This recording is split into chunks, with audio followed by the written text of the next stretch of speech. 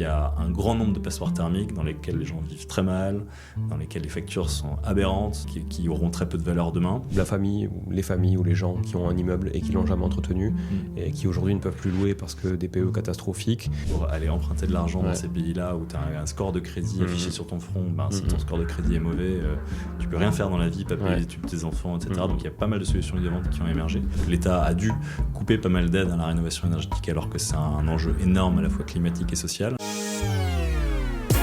Bonjour tout le monde et bienvenue sur Money Tree, le podcast qui vous parle d'investissement et de finances personnelles au sens large et sans tabou. Je suis Julien Calamotte, investisseur passionné et auteur du livre à succès S'enrichir grâce à l'immobilier. J'avais envie de partager ma façon d'investir, forcément, mais également de découvrir avec vous de nouvelles façons de faire fructifier notre argent. C'est pourquoi j'ai créé ce podcast pour y recevoir des invités qui nous partagent leur savoir et leurs expériences en toute simplicité.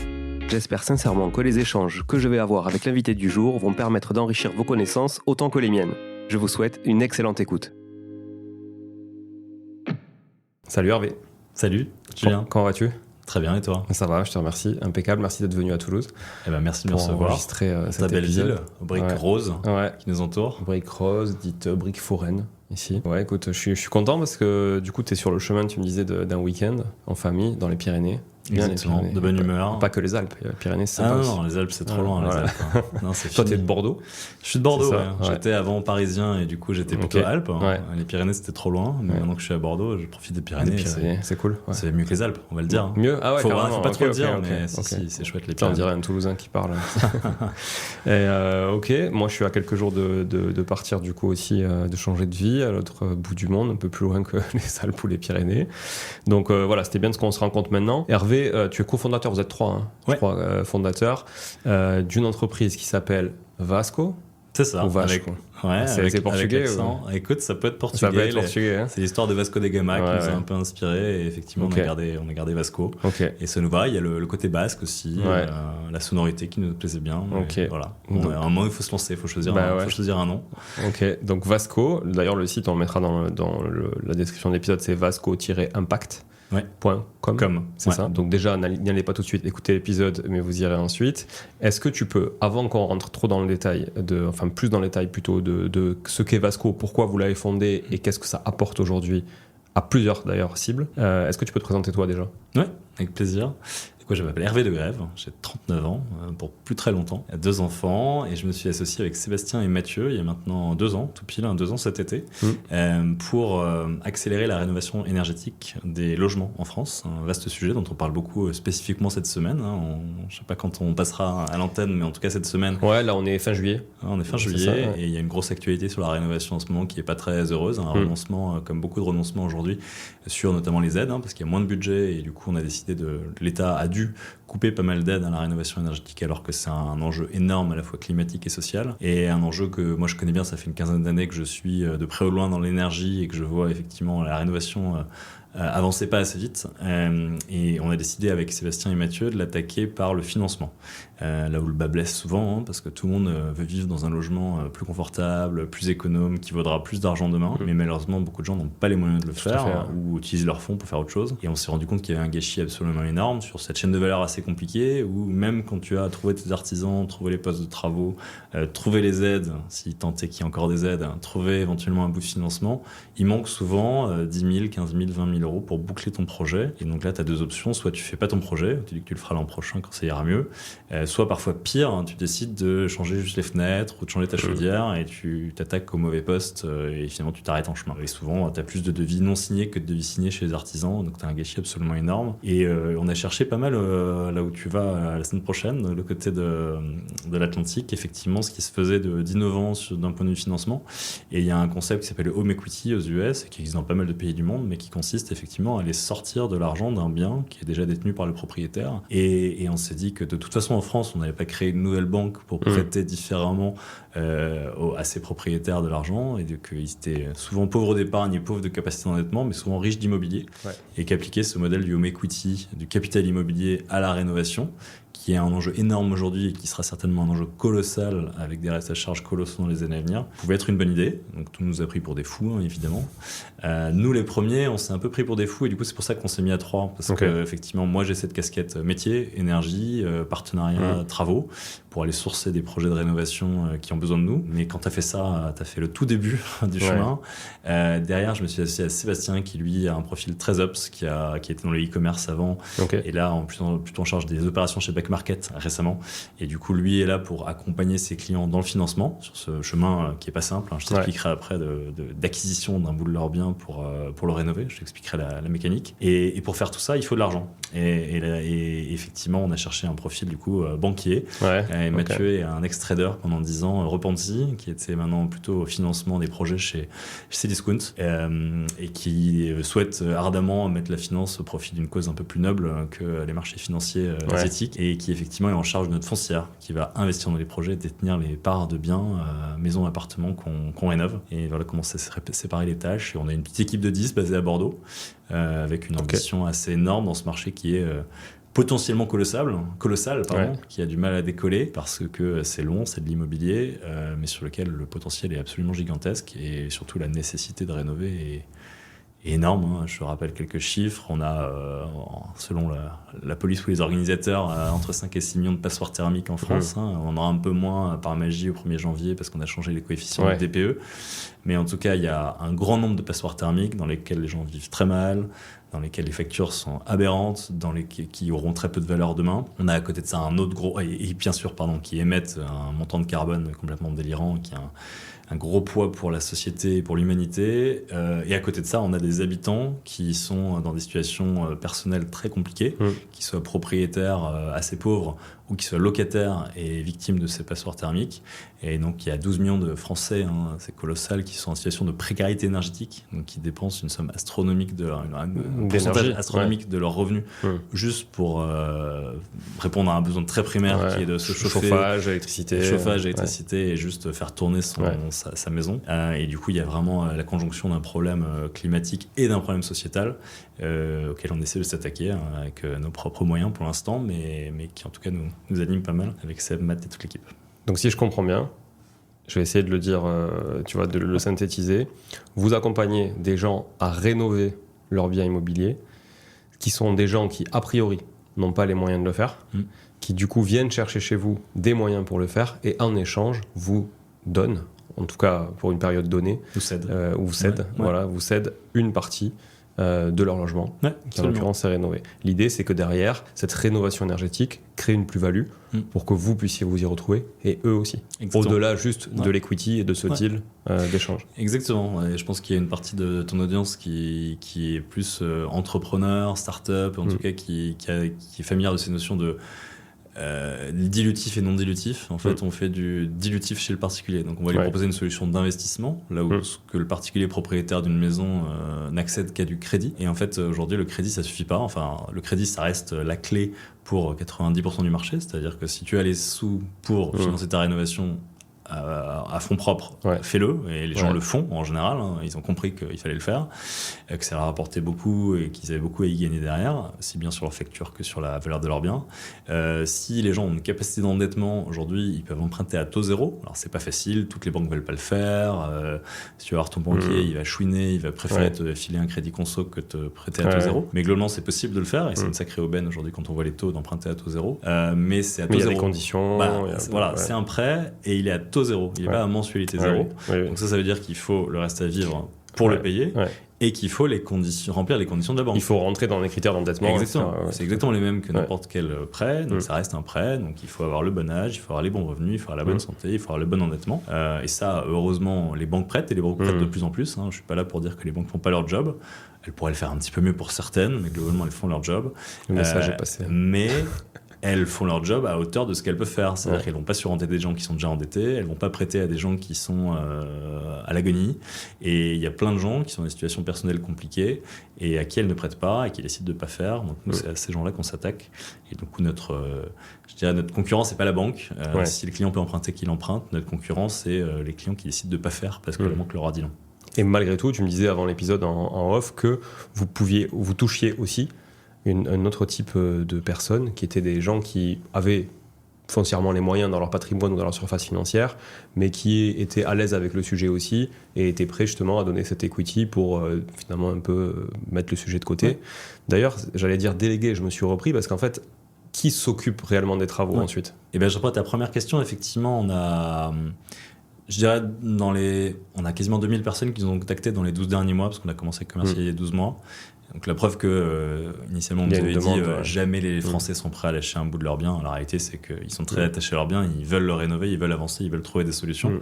Et sur ces 2000 personnes, je dirais, il y a la moitié qui ont plutôt des moyens et la moitié qui en ont vraiment pas. Ouais. Ceux avec lesquels on avance le plus, c'est quand même ceux qui en ont pas. Ouais. Et ceux qui en ont, souvent, ils nous contactent par curiosité pour voir si on peut être mieux disant que leur banque, pour voir si on peut leur permettre d'aller au-delà de leur capacité d'endettement. On avance assez peu avec eux, sauf ceux qui sont dans une situation personnelle compliquée. Donc, je te parlais tout à l'heure d'un cas d'un entrepreneur qu'on a financé récemment. Il y a un couple d'entrepreneurs encore hier qui m'a appelé. Ils sont en train de vendre leur boîte, ils ont un earn-out, ils sont dans un projet de construction qui ne va pas au bout, ils ont besoin de quelques dizaines de milliers d'euros supplémentaires pour avancer, on peut tout à fait le faire. Okay. On a été conçu pour effectivement, on s'est lancé pour aider des gens qui avaient peu de moyens, mais si on peut, chemin faisant, décarboner des baraques de gens qui ont des moyens, on n'a aucun scrupule à le faire. Et donc ça, c'était ta première question. Donc on n'a pas de critères particuliers sur le propriétaire lui-même. Nous, on a des critères sur son bien et la capacité de ces travaux dans ce bien à créer de la valeur. C'est vraiment ça notre point de départ. Du coup, j'ai oublié la deuxième question. Et ces travaux, justement, qui s'en occupe, qui s'en charge ? Est-ce que vous avez un droit de regard sur les artisans qui vont intervenir ? Est-ce que vous pilotez, vous faites de l'assistance à maîtrise d'ouvrage, de la maîtrise d'ouvrage ou pas du tout ? On peut pas tout faire. C'est ça, où s'arrête votre prestation ? En fait, on est 10, on intervient partout en France. Les projets de rénovation, ils sont très diffus. Et nous, on est un financeur. Donc, chacun fait son métier. Il y en a qui financent, il y en a qui font les travaux. Ouais.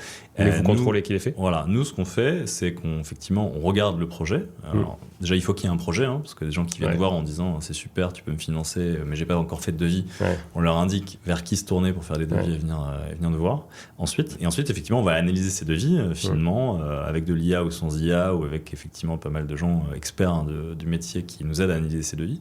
On va ensuite expertiser le bien. On va mandater un expert immobilier qui va se déplacer et qui va venir voir dans quel état est le bien, quelle est la dynamique du marché, qui va nous donner effectivement un prix sur le bien à l'instant T, la dynamique de marché plus un prix post-travaux, son analyse en tout cas qu'on va croiser avec les nôtres. Et puis on va regarder effectivement ce projet de travaux, effectivement les postes qui sont adressés, la valeur verte dans ce coin, et on va essayer de nous faire un avis effectivement le plus éclairé possible, sans se déplacer sur est-ce que ces travaux vont créer de la valeur ou non dans ce coin-là. Mais effectivement, c'est les travaux du client, c'est l'argent du client, c'est la maison du client. Donc en fait, on va lui verser de l'argent sur un compte à son nom. Le jour, je t'expliquerai sur un cas comment ça se passe, mais le jour de la signature chez le notaire, ça reste son argent. On va pas lui verser sur son compte courant parce qu'on veut que les travaux soient faits. Donc on va isoler cet argent sur un compte dédié aux travaux.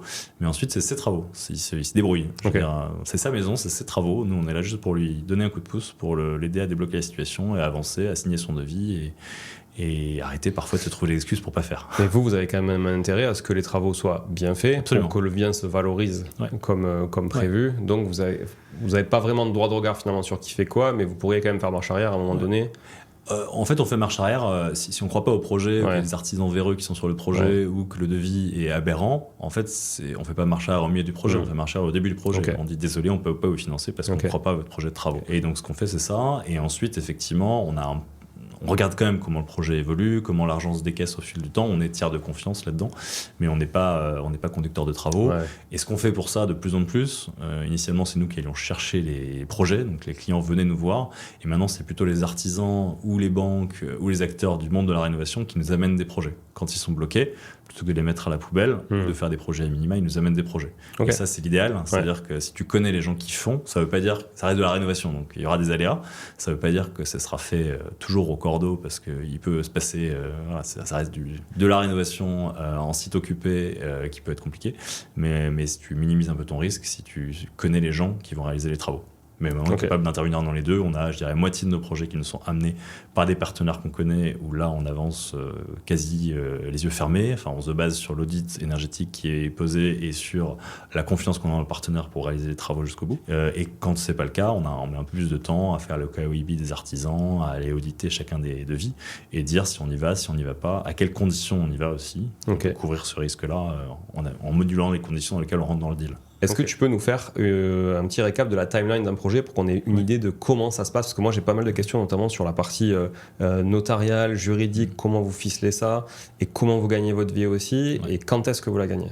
Oui, absolument. Si on répond à ces 3 questions, on est bien. Donc tes clients, tu as 30 000 € de travaux à financer.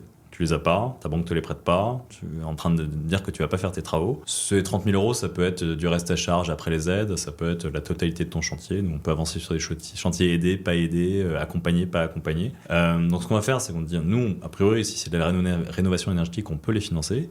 Mais ce qu'on a besoin de faire, je te le disais, c'est d'expertiser ton bien, pour savoir combien vaut ton bien avant les travaux. Donc on va mandater un expert immobilier qui va dire que ton bien vaut, mettons, 300 000 €, pour prendre des chiffres ronds.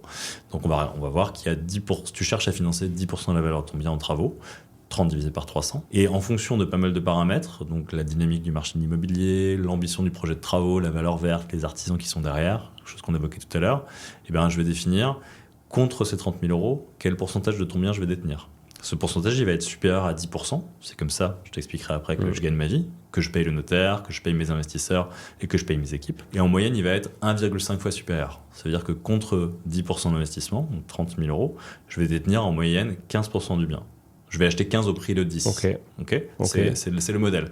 Je ne facture pas de mensualité, je ne facture pas d'intérêt, je ne suis pas une banque, je ne te prête pas d'argent, mais je vais rentrer avec une décote quelque part de 1,5. Déjà, dans ces 5 points de différence, tu as grosso modo un point de droit de mutation que toi tu prends ta charge. Ouais, globalement, si je schématise, je prends tout à ma charge. L'idée, c'est que ça coûte, l'enjeu, c'est que ça coûte 0, le minimum en tout cas. Je vais payer l'expertise immobilière au client pour l'engager un tout petit peu. C'est un petit ticket d'entrée, mais minime. Et l'idée, c'est qu'effectivement, les 5 points dans cet exemple-là, qui peuvent être 10 points, 15 points dans d'autres exemples, ça dépend vraiment de ce que tu as à financer, de la valeur du bien, ils vont venir payer à peu près à parts égales le notaire. J'ai des frais notaires importants parce que je fais des petites transactions, en moyenne entre 40 et 50 000 €, ce qui est une toute petite transaction. Donc il y a des frais fixes sur le notaire. 10 points, quoi. Donc effectivement, c'est 10 points, voire un petit peu plus que 10 points. Je t'expliquerai, il y a un autre acte que je signe chez le notaire qui me coûte aussi un peu d'argent. J'embrasse mes amis notaires.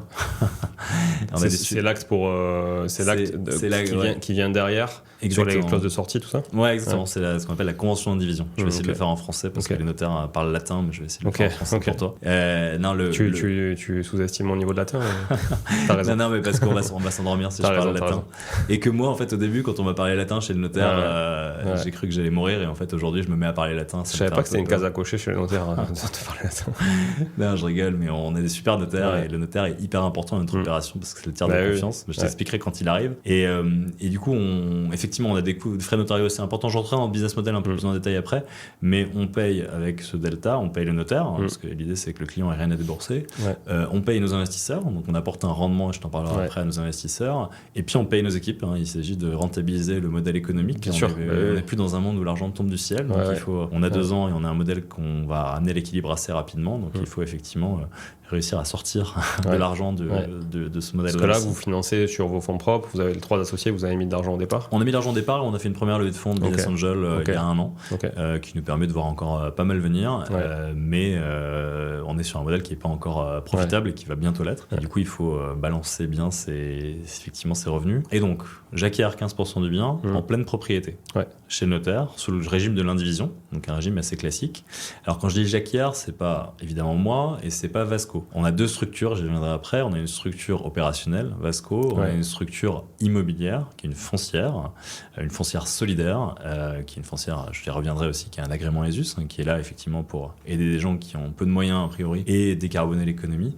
Et cette foncière va chez le notaire, représentée par Vasco, se porter acquéreuse de 15% de ta maison que tu nous cèdes contre ces 30 000 €. Elle va le faire sous le régime classique de l'indivision, qui est pas si classique que ça, dans le sens où c'est une indivision entre une personne physique et une personne morale, en général physique et une personne morale, la foncière, qui se connaissent pas, qui n'ont rien à voir l'un avec l'autre, et du coup il faut l'encadrer de manière un peu plus. Donc là il y a une convention d'indivision. Il y a une convention d'indivision. Donc ça me coûte un petit peu d'argent aussi, c'est pour ça que je fais un peu plus que 10%. Et donc on double l'indivision classique d'une convention d'indivision, parce qu'on n'est pas comme un frère et une sœur qui héritent, qui se disent que tout va bien se passer, alors que tout se passe mal à la sortie. Nous on encadre effectivement, on signe cette convention avec chacun de nos clients pour 10 ans, qui sont, tu verras, renouvelables, mais il faut fixer une période de début, une date de début. C'est quoi les engagements des 2 parties là, et justement, il y en a pas mal des engagements, mais Si je synthétise, le premier engagement, c'est que je cède au client mon droit d'usage et d'habitation. C'est-à-dire que c'est pas parce que j'ai 15% de ta maison que je vais venir passer 15% de mes week-ends chez toi, que je vais payer 15% de tes charges. Si tu loues ta maison, j'ai pas droit à 15% des loyers. Tout se passe comme si j'avais 15% ça sort l'usufruit, quoi.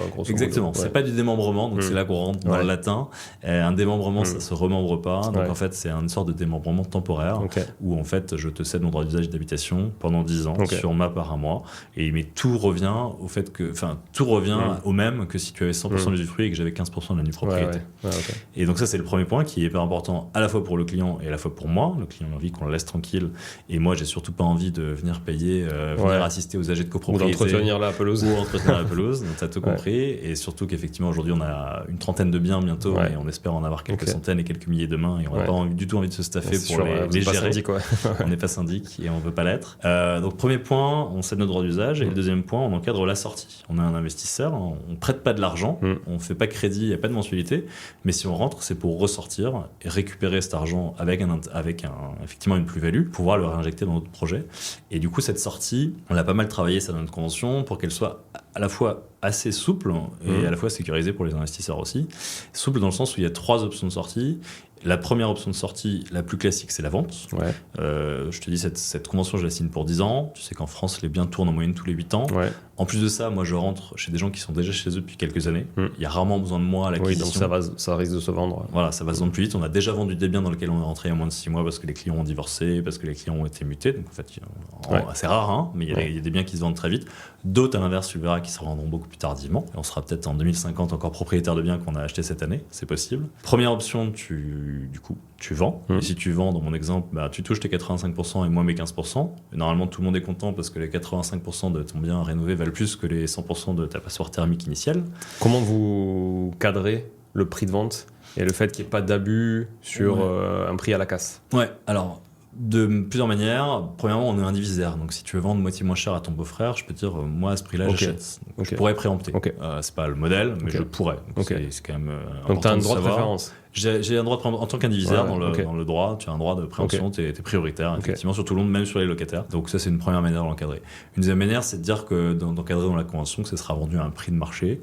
Et donc, il y a la définition d'un prix de marché. Ça, c'est quelque chose qui est assez historique. Et si toi, tu définis qu'il y a ton expert qui dit que c'est tel prix de marché et que je suis pas d'accord avec ça, je peux mandater un expert. Une contre-expertise. Et in fine, je peux même bloquer la vente si c'est un pacte d'actionnaire, en fait. C'est un pacte d'actionnaire assez classique où tu y écris pas ce que tu veux parce que c'est quand même encadré par le régime de l'indivision. Mais globalement, on a quand même un intérêt à ce que ça se vende. Et il y aura des opérations certainement, notamment si c'est vendu vite, comme les opérations dont je te parlais là, où on accepte qu'on n'ait pas à la sortie la valeur qu'on avait espéré initialement. Mais tu vois, si je fais un peu moins de valeur au bout d'un an, c'est mieux que de faire un peu plus de valeur au bout de 10 ans. Donc en fait, on regardera au cas par cas et notre jeu, c'est jamais de bloquer les ventes. La deuxième opération qui pourra se passer, moins fréquemment, mais une liberté importante qu'on donne à nos clients, c'est leur possibilité de racheter notre part à tout moment. Donc si le client retrouve des liquidités 3 ans plus tard parce qu'il hérite d'une somme, on sera ravis qu'il nous rachète notre part, nos 15%, cette fois-ci à la valeur actualisée de marché. Donc rebelote, on refait passer un expert et la maison ne vaut plus 300, ta maison elle vaut 360, tu nous dois 15% de 360 pour revenir en pleine propriété, comme tu rembourseras un crédit par anticipation.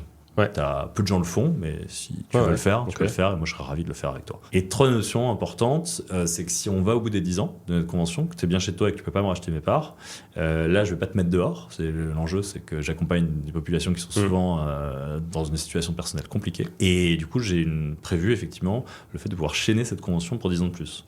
Et donc là, comment ça se passe? C'est que je te recède mon droit d'usage et d'habitation jusqu'à la 20e année. 10 ans de plus, on prolonge jusqu'en 2045, notre pacte d'associés, et en échange d'une part supplémentaire de ton bien. Donc je vais réappliquer le même multiple que j'avais appliqué à l'entrée. Donc, souviens-toi, j'avais investi 10% de la valeur de ton bien contre 15% à l'entrée. Et si je me prolonge pour 10 ans, ça veut dire que mes 15 deviennent 15 fois 1,5 égale 22,5% dans cet exemple. Donc là, tu remets le même coef en fait. Exactement. Je remets le même coef et je repars pour 10 ans, donc ce qui permet de convenir à pas mal de gens que tu as déjà un projet de vente en tête, que tu n'es pas du tout de projet de vente ou que tu as un projet de retrouver des liquidités.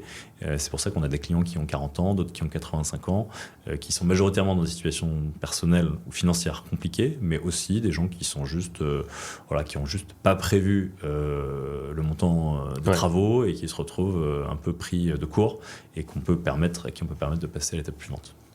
Donc ça c'est très clair sur le sujet justement, quel est l'avantage et quelles sont les conditions et les engagements de chacun pour la personne du coup qui a un besoin de rénovation énergétique, et pour la personne qui par exemple nous écoute et qui voudrait justement investir dans votre foncière et justement participer à ça, parce qu'on participe indirectement à la rénovation énergétique, on participe indirectement, il y a quand même une vocation sociale, à aider les gens aussi à mieux se loger, à moins consommer, en tout cas à moins consommer des choses inutiles et qui en plus polluent et comme tu disais n'est pas bon pour l'empreinte carbone.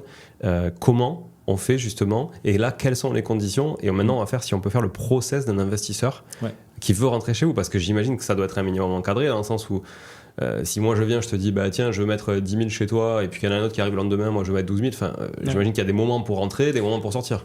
Alors, pas tant que ça. C'est bien sûr encadré, on fait ça de manière complètement légitime et on fait un appel public à l'épargne. Mais tu peux le faire en ligne, effectivement, facilement. Et si tu veux mettre 10 000 juste après l'émission, tu peux tout à fait le faire. Et si tu as un pote qui veut mettre 12 000, il peut le faire aussi, sans qu'il y ait de chronologie particulière. Donc, on peut mettre combien minimum d'ailleurs ? 500 € minimum. Je donne un ticket moyen plutôt de l'ordre de 10-15 000. On a commencé assez bas parce qu'on était tout petit, on avait petits besoins. Aujourd'hui, ça monte. Mais on a laissé le ticket d'entrée à 500 € parce qu'on est content qu'il y ait des étudiants qui viennent, qui mettent 500 € et que l'année d'après, ils mettent un peu plus. Et donc, avant de t'expliquer le process, je vais juste t'expliquer comment on est structuré. Du coup, tu as compris comment on déployait cet argent auprès des particuliers. Et du coup, on est structuré en deux sociétés. Une société Vasco, effectivement, qui va opérer ça, et une société foncière qui n'ont pas de lien juridique entre elles, c'est-à-dire qu'elles sont indépendantes juridiquement, qui ont un lien de gouvernance. C'est-à-dire que la foncière va mandater Vasco pour trouver des projets, les amener chez le notaire, et elle va rémunérer Vasco à l'entrée des projets. Je te le dis, parce que ce sera une de tes questions. Nous, Vasco, on n'attend pas que le projet sorte pour payer nos salariés. Et effectivement, on n'a pas les poches suffisamment profondes pour attendre quelques années. En revanche, effectivement, le modèle côté foncière, c'est un modèle classique immobilier. En fait, on va investir dans des biens. Il n'y aura pas de loyers qui vont tomber. Donc, c'est un produit capitalisant. C'est de la plus-value à la sortie. C'est de la plus-value à la sortie, exactement. Ça se rapproche un peu d'une SCPI. C'est un peu comme une SCPI résidentielle. C'est de la pierre papier.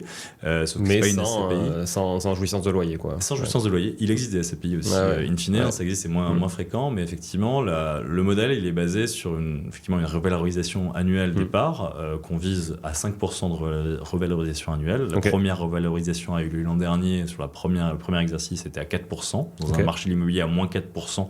On est assez confiant que sur un marché immobilier qui reprenne un peu des couleurs. Là, pour revaloriser, vous faites comment ? On regarde l'ensemble de nos biens. Effectivement, on applique plusieurs méthodes pour revaloriser notre part en fonction des travaux qui ont été réalisés, en fonction de l'évolution du marché immobilier localement dans chacun des biens. Alors, sur la première année, c'était facile parce qu'on était sur une dizaine de biens dans la foncière. Chaque année qui passe, ça va être plus compliqué et il y a des outils pour le faire qu'on est en train de tester. Et donc, chaque année, effectivement, il y a le prix de la part qui augmente en cible de 5%. Et donc, c'est comme ça que c'est fait. Après, un investisseur, effectivement, je te le disais, il peut rentrer à tout moment, dès 500 € en ligne directement sur notre site vascoimpact.com. Mais est-ce que ça veut dire que son argent est réinvesti de suite à lui ? Il commence vraiment à toucher un rendement à partir de ce moment-là, même si vous l'investissez pas. Non, il ne touche pas de rendement. C'est-à-dire que. Je veux dire, est-ce que c'est le moment zéro du démarrage ? Alors zéro non, mais en ce moment, vu l'afflux de demandes qu'on a, c'est plutôt le limitant, c'est plutôt effectivement l'argent que les projets. On a beaucoup de projets qui sont en attente de financement. Et du coup, ça nous permet, bonne nouvelle, d'être très sélectif aussi sur les projets qu'on finance, de prendre que les projets qui apportent le plus de valeur. Pas forcément les projets qui sont portés par pas forcément les projets les plus sexy, je dirais, sur le papier, mais en revanche, la valeur verte, on voit qu'elle est parfois beaucoup plus dynamique au fin fond de la Creuse qu'elle l'est Paris Intramuros.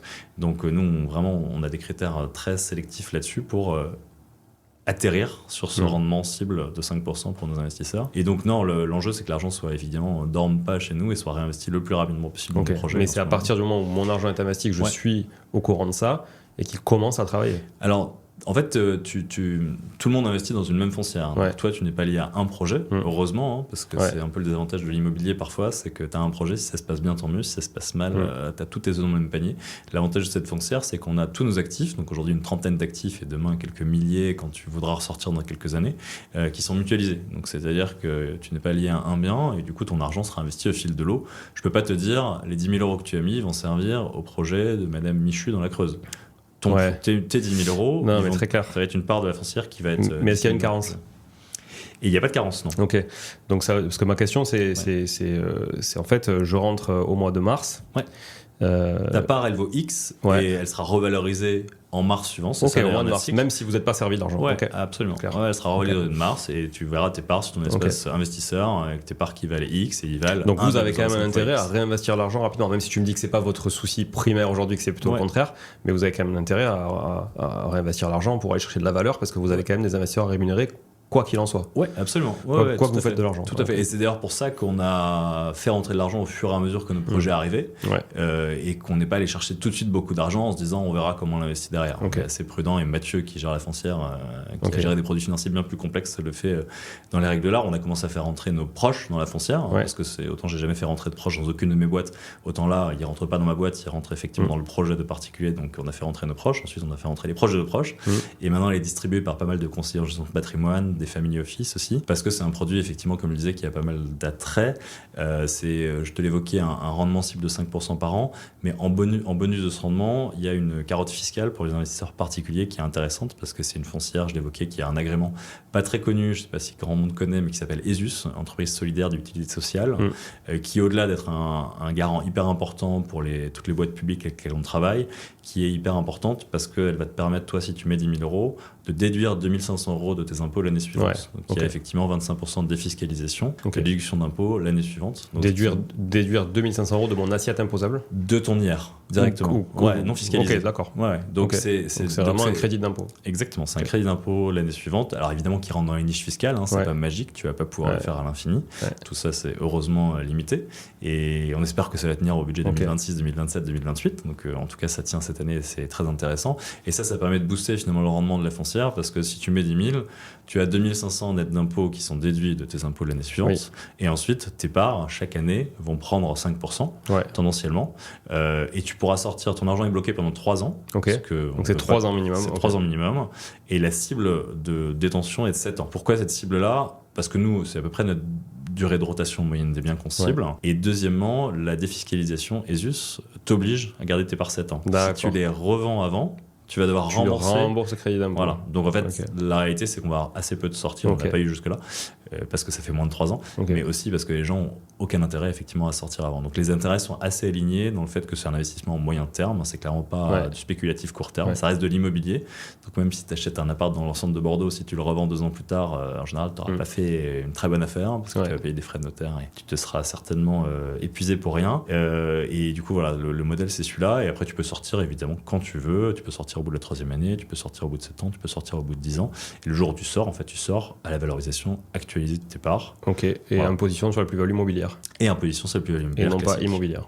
Voilà, exactement. Immobilière, pardon. Et non imposition à l'IFI aussi. Ça sort de l'assiette de l'IFI. Parce qu'il y a un agrément ESUS, donc c'est l'immobilier, mais qui n'est pas inclus dans l'IFI. Donc ça intéresse. Alors, on a commencé avec des investisseurs particuliers. Aujourd'hui, on le fait un peu moins par nous-mêmes, mais plutôt via des conseillers qui conseillent ça, notamment en alternative aux SCPI qui sont un peu chahutés en ce moment.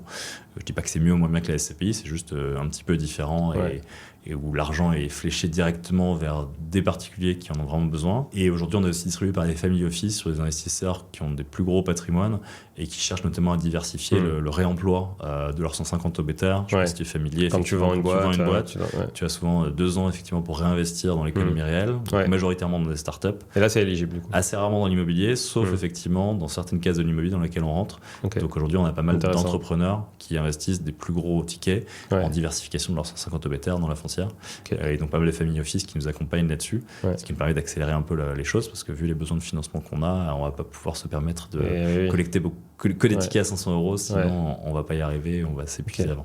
Non, mais c'est sûrement dans le sens de l'histoire, vous serez obligé de remonter le ticket moyen si effectivement vous collectez suffisamment. Et si alors, est-ce qu'il y a des conditions de rentrée Non. En dehors des 500, après, est-ce que vous prenez un ticket à l'entrée comme les SCPI, souvent c'est majoré de 10%? Non, du tout. Il y a une prime d'émission. Alors c'est Mathieu qui en parlera de manière plus détaillée, où il y a toutes les explications sur le site. Oui, la prime d'émission pour pas augmenter le capital.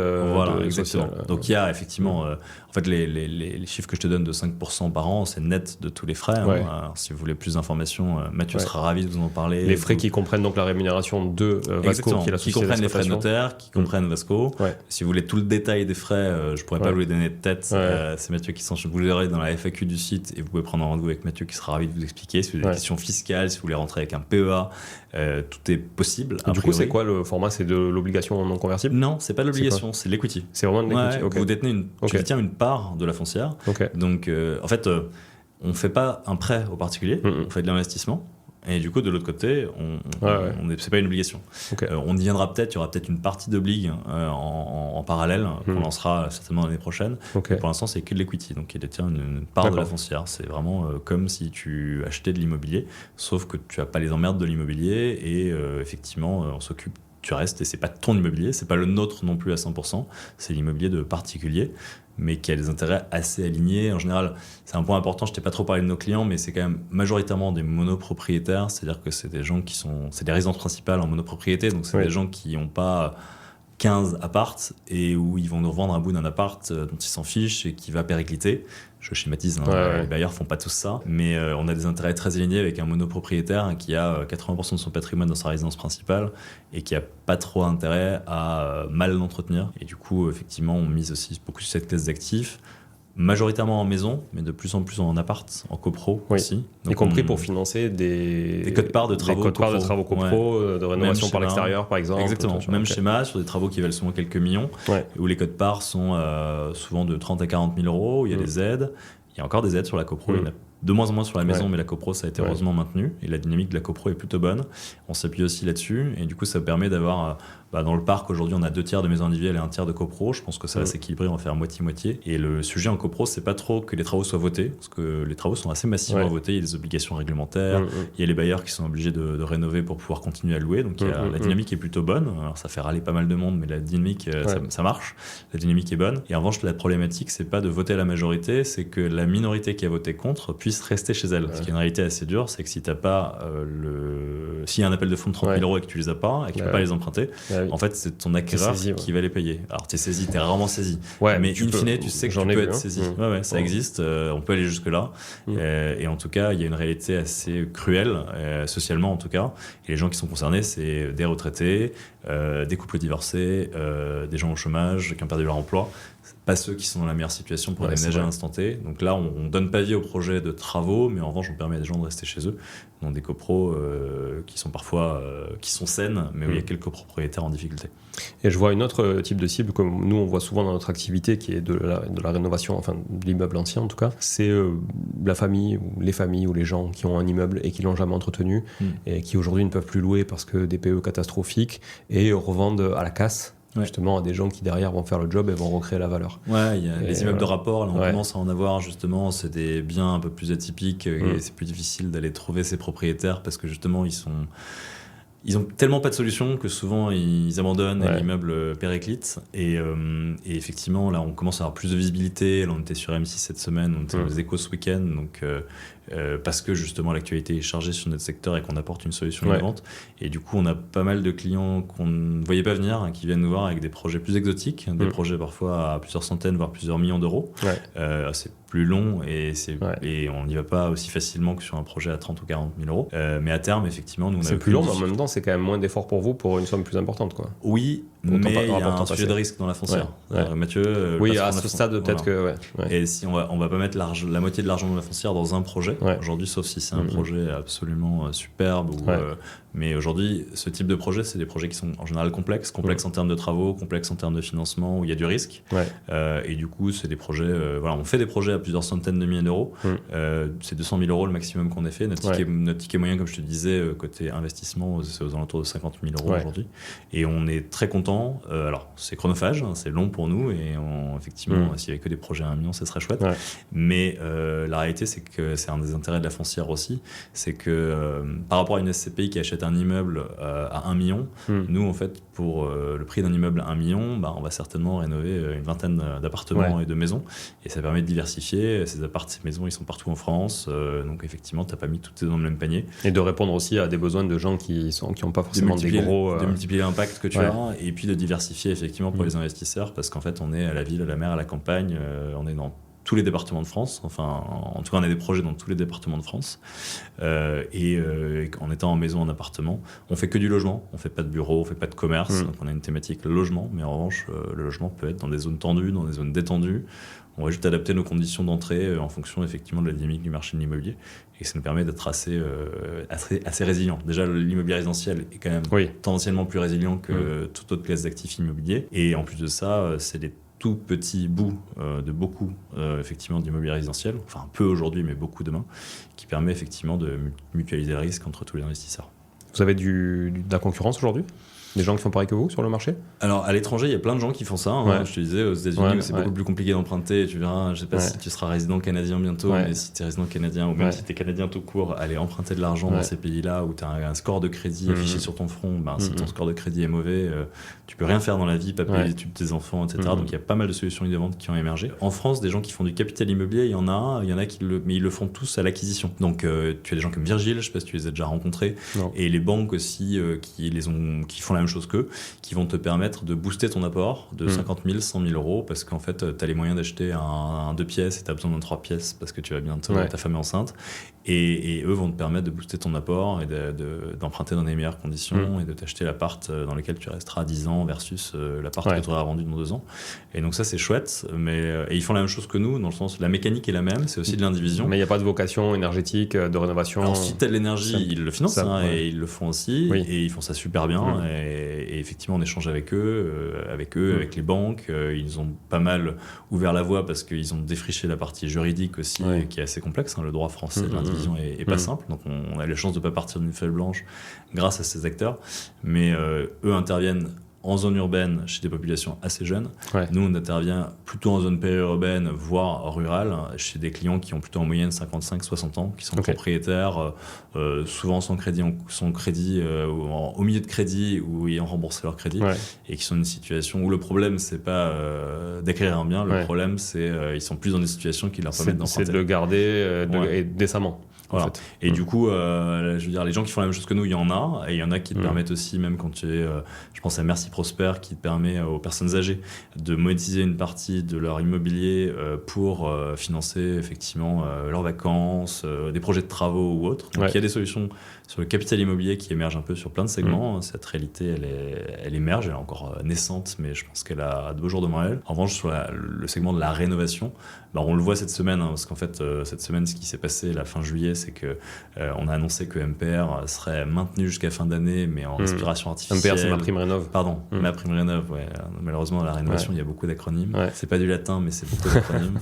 Et MPR, le budget de MaPrimeRénov' est quasiment consommé parce qu'il y a eu un gros engouement pour effectivement cette subvention. Et du coup, ils sont obligés de quasiment tout couper jusqu'à fin d'année, avec aucune certitude que ça redémarrera sur les chapeaux de roue en 2026. Et même, franchement, il y avait quand même une paperasse assez lourde, des obligations, comme souvent. En fait, c'était pas parfait, mais sur la communication, c'est toujours sexy. Après, quand on met les mains dedans, on perd vite beaucoup de mois. Après, on pouvait quand même te subventionner jusqu'à 63 000 euros. Donc c'est normal qu'il y ait un peu de paperasse.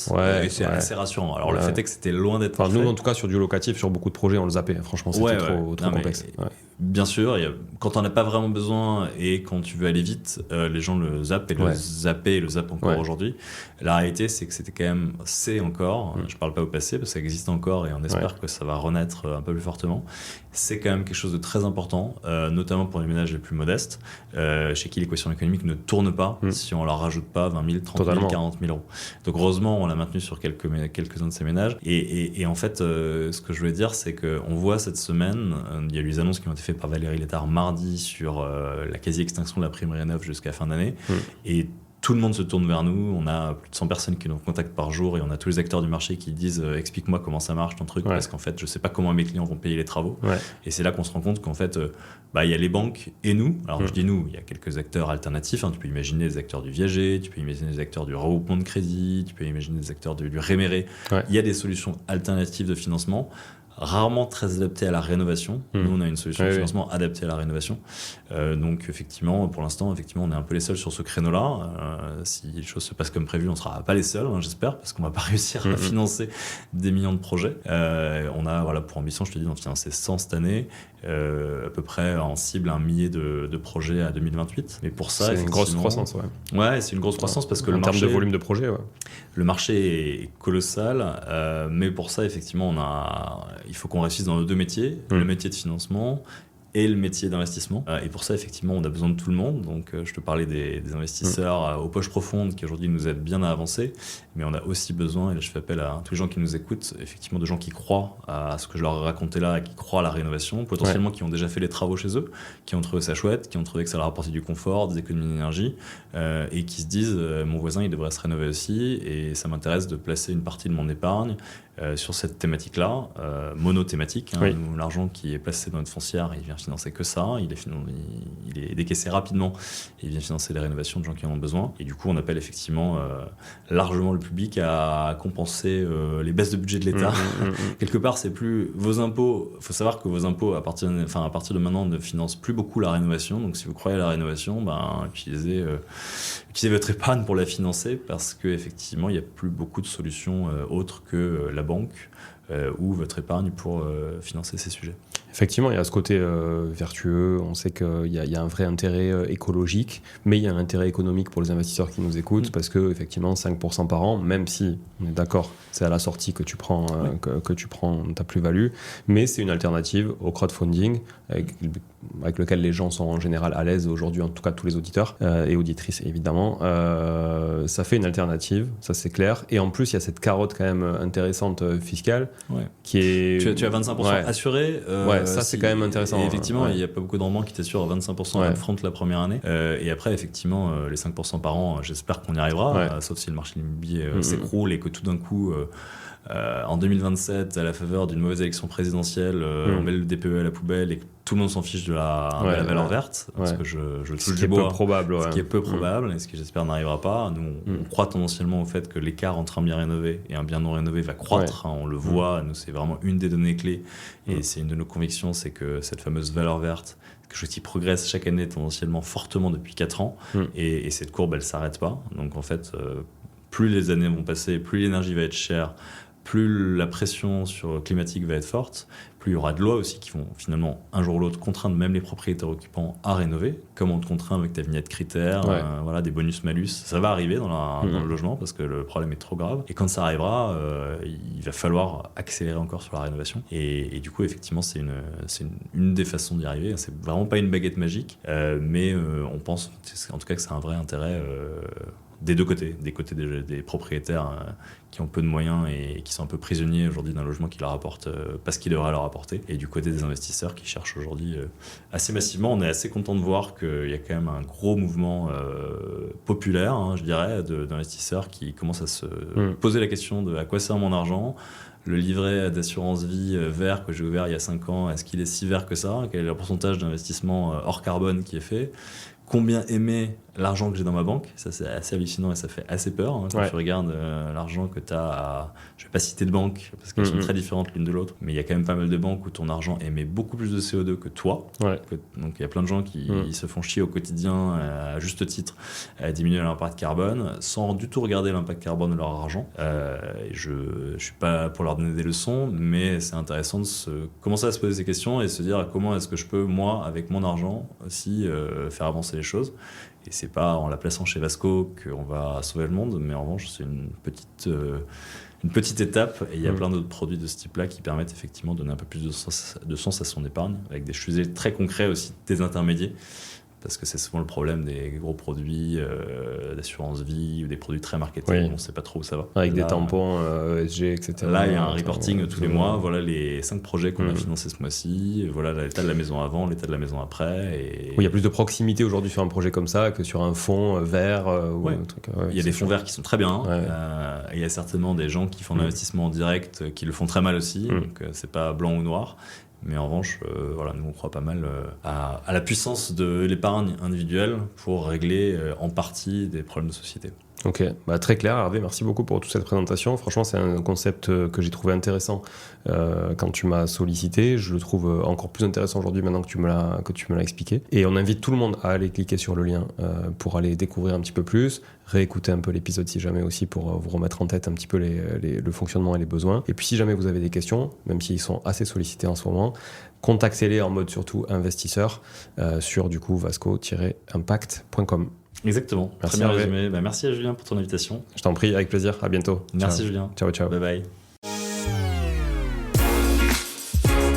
Bon, si vous êtes là, c'est que vous avez écouté jusqu'au bout et a priori, l'épisode vous a plu. Si c'est bien le cas, n'hésitez pas à le partager autour de vous. Notez ce podcast sur Apple Podcast et Spotify en laissant un commentaire 5 étoiles. Je ne vous le répéterai jamais assez, mais c'est grâce à vous que ce podcast vit aujourd'hui et peut continuer de vivre en vous proposant un contenu toujours plus qualitatif. Merci encore, je vous retrouve très vite sur un nouvel épisode de Money Tree. En attendant, je vous souhaite la meilleure des réussites dans vos projets et un bon enrichissement. À très bientôt.